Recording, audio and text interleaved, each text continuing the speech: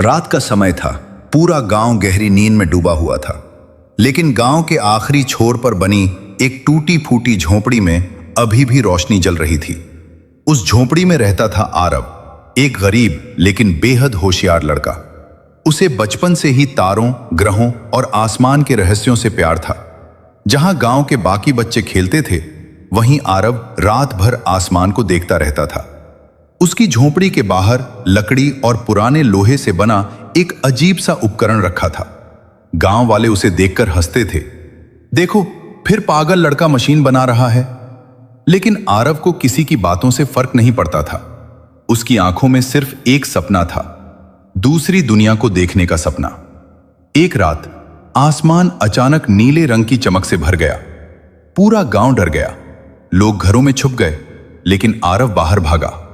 उसने देखा आसमान से एक गोल चमकती हुई चीज धीरे धीरे जंगल की तरफ गिर रही थी। धड़ाम!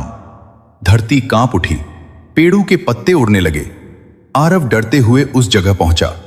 वहां जमीन के बीचों बीच एक बड़ा गड्ढा था और उसके अंदर पड़ी थी एक चमकती हुई धातु की गेंद। उस गेंद से अजीब नीली रोशनी निकल रही थी। अचानक गेंद खुलने लगी। आरव पीछे हट गया। गेंद के अंदर से एक छोटी सी मशीन बाहर निकली। उसकी आंखें लाल थीं और शरीर चांदी जैसा चमक रहा था।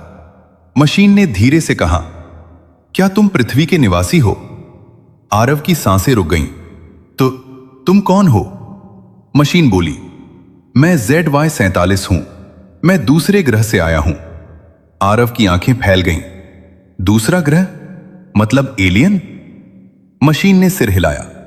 हमारी दुनिया खत्म होने वाली है और हमें पृथ्वी से मदद चाहिए। ZY47 ने अपनी हथेली खोली। उसकी हथेली से हवा में एक होलोग्राम उभर आया। पूरा आसमान जैसे स्क्रीन बन गया। आरव ने देखा एक विशाल ग्रह आग में जल रहा था। इमारतें टूट रही थीं। आसमान लाल था।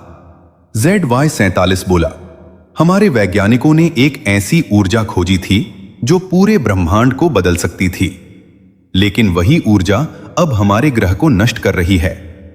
आरव ध्यान से सब सुन रहा था। हमें उस ऊर्जा को रोकने के लिए पृथ्वी के सबसे बुद्धिमान दिमाग की जरूरत है। आरव हंस पड़ा।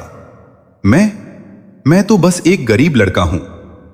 ZY47 बोला, दिमाग अमीरी से नहीं, सोच से बड़ा होता है। अगली रात ZY47 आरव को अपने अंतरिक्ष यान में ले गया। जैसे ही यान आसमान में उड़ा, पूरा गांव छोटा दिखाई देने लगा। बादल नीचे रह गए, तारे पास आने लगे। आरव पहली बार पृथ्वी को अंतरिक्ष से देख रहा था।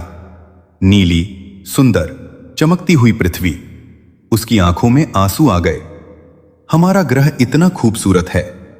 ZY47 बोला, हर दुनिया खूबसूरत होती है जब तक इंसान उसे बर्बाद न कर दे। कुछ ही देर में अंतरिक्ष यान एक विशाल ग्रह पर पहुंचा। वहां सब कुछ भविष्य जैसा था। हवा में उड़ती गाड़ियां, रोशनी से बने रास्ते, आसमान में तैरती इमारतें। लेकिन पूरा ग्रह डर और अफरा तफरी में डूबा था।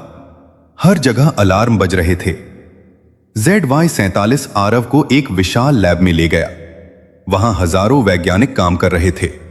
बीच में एक नीले रंग का विशाल ऊर्जा गोला हवा में तैर रहा था। वह गोला लगातार बड़ा होता जा रहा था। एक वैज्ञानिक बोला, अगर इसे रोका नहीं गया तो पूरा ग्रह ब्लैक होल में बदल जाएगा। आरव ने मशीनों को गौर से देखा। कुछ देर सोचने के बाद उसने कहा, तुम लोग ऊर्जा को रोक नहीं रहे, बल्कि उसे और दबा रहे हो, इसलिए उसका दबाव बढ़ता जा रहा है। सभी वैज्ञानिक हैरान रह गए। तो क्या करें?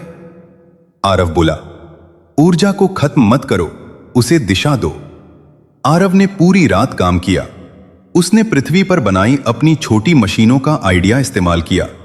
सब उसका मजाक उड़ा रहे थे, लेकिन ZY47 को उस पर भरोसा था। कुछ घंटों बाद एक विशाल मशीन तैयार हुई। पूरा ग्रह सांस रोककर खड़ा था। आरव ने मशीन चालू की। धीरे धीरे नीली ऊर्जा मशीन के अंदर खिंचने लगी। पूरा आसमान कांपने लगा। अचानक एक तेज धमाका हुआ। धड़ाम! सबकी आंखें बंद हो गईं। कुछ सेकंड बाद जब धुआं हट गया तो ऊर्जा गोला गायब हो चुका था। पूरा ग्रह शांत था। फिर अचानक पूरा शहर तालियों से गूंज उठा।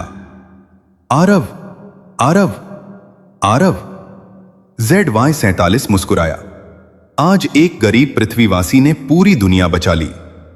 कुछ दिनों बाद आरव वापस अपने गांव लौट आया, लेकिन अब वह पहले जैसा नहीं था। उसकी सोच बदल चुकी थी। उसने गांव के बच्चों को विज्ञान सिखाना शुरू किया। पुराने कबाड़ से मशीनें बनाना सिखाया। धीरे धीरे